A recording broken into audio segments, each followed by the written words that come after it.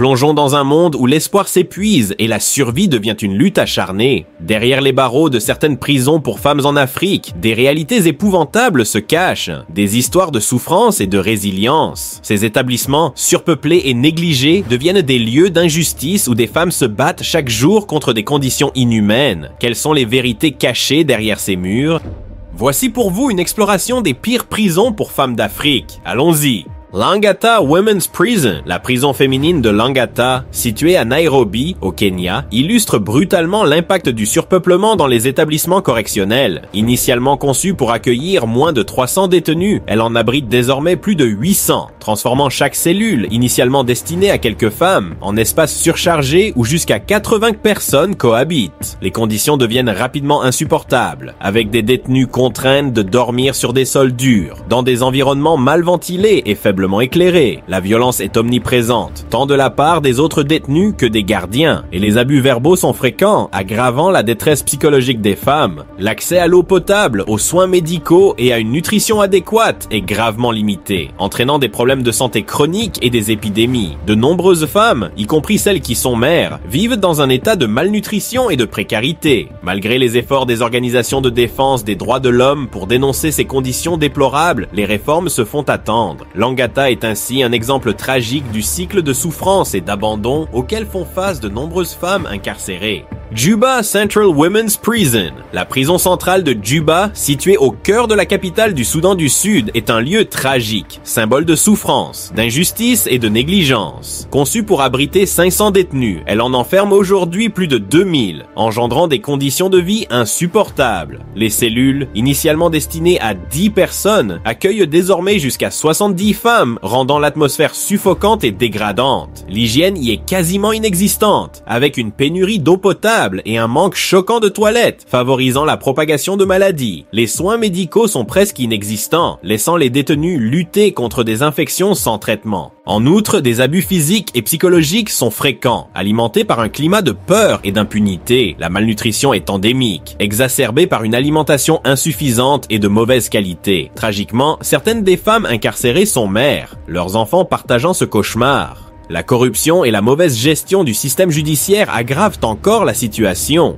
La prison centrale de Juba ne représente pas seulement une défaillance institutionnelle, mais un appel désespéré à des réformes urgentes pour garantir la dignité et les droits fondamentaux des femmes. Matanimora Prison. Au cœur d'Antananarivo, la prison d'Antanimora se dresse comme un symbole tragique des échecs du système judiciaire malgache. Conçue pour environ 800 détenus, elle abrite aujourd'hui plus de 4000 femmes, transformant chaque instant en un combat pour la survie. Les conditions de vie sont épouvantables. Des cellules surpeuplées, une hygiène quasi inexistante et une nutrition déplorable. Les détenus se retrouvent souvent à dormir entassés les unes sur les autres, avec peu d'espace pour respirer. L'absence d'installations sanitaires adéquates engendre des odeurs insupportables et des risques pour la santé. La malnutrition est omniprésente, aggravée par des repas insuffisants et de mauvaise qualité.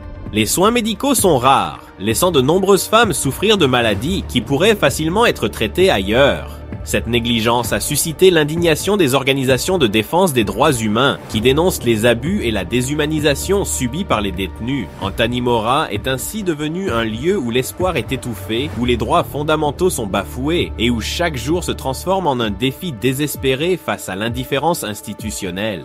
Chikurubi Women's Prison. Chikurubi, une prison féminine au Zimbabwe, est souvent qualifiée de cauchemar pour celles qui y sont enfermées. Les conditions de vie y sont horribles, certains les qualifiant même d'inhumaines. Imaginez 25 femmes entassées dans une cellule de seulement 30 pieds de long sur 13 pieds de large, un espace bien trop petit pour supporter ce nombre. Ce surpeuplement engendre des combats fréquents et favorise la propagation rapide des maladies. L'air étouffant rend chaque respiration difficile et l'absence de ventilation adéquate aggrave la situation. Les installations sanitaires sont déplorables, les toilettes débordent et l'eau potable est rare, forçant les détenus à se débrouiller avec de l'eau contaminée. Les soins médicaux sont quasi inexistants, laissant des femmes avec des maladies chroniques sans traitement. Les abus, qu'ils soient physiques ou sexuels, sont monnaie courante et les victimes souffrent souvent en silence, craignant pour leur sécurité.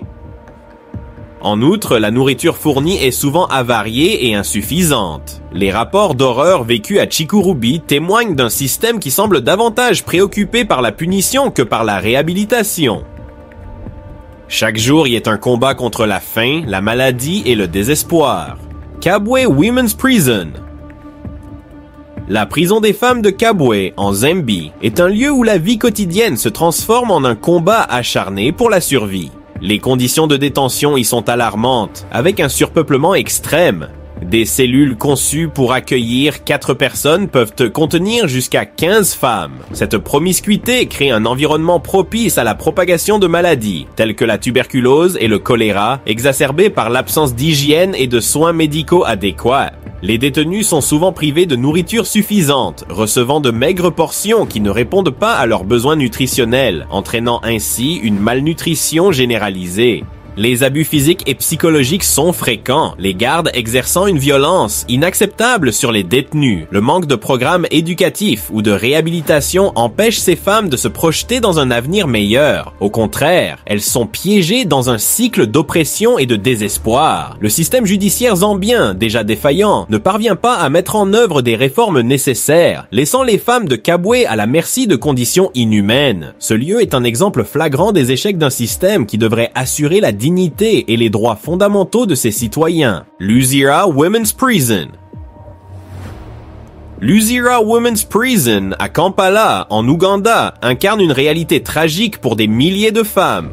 Conçue pour accueillir environ 1700 détenus, elle en abrite désormais plus de 8000, engendrant un surpeuplement extrême. Les cellules, initialement destinées à un nombre restreint, sont devenues des lieux de promiscuité où la vie privée est un luxe inaccessible. Les conditions sanitaires y sont déplorables, avec une absence d'hygiène qui favorise la propagation de maladies graves comme la tuberculose.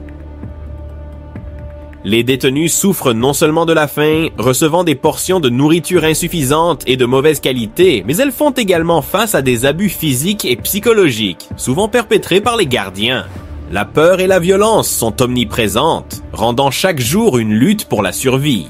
Beaucoup de ces femmes, emprisonnées pour des infractions mineures, se retrouvent dans un cycle de négligence et de souffrance sans espoir de réhabilitation. Luzira n'est pas simplement une prison, c'est un symbole d'un système judiciaire défaillant qui ignore les droits humains fondamentaux.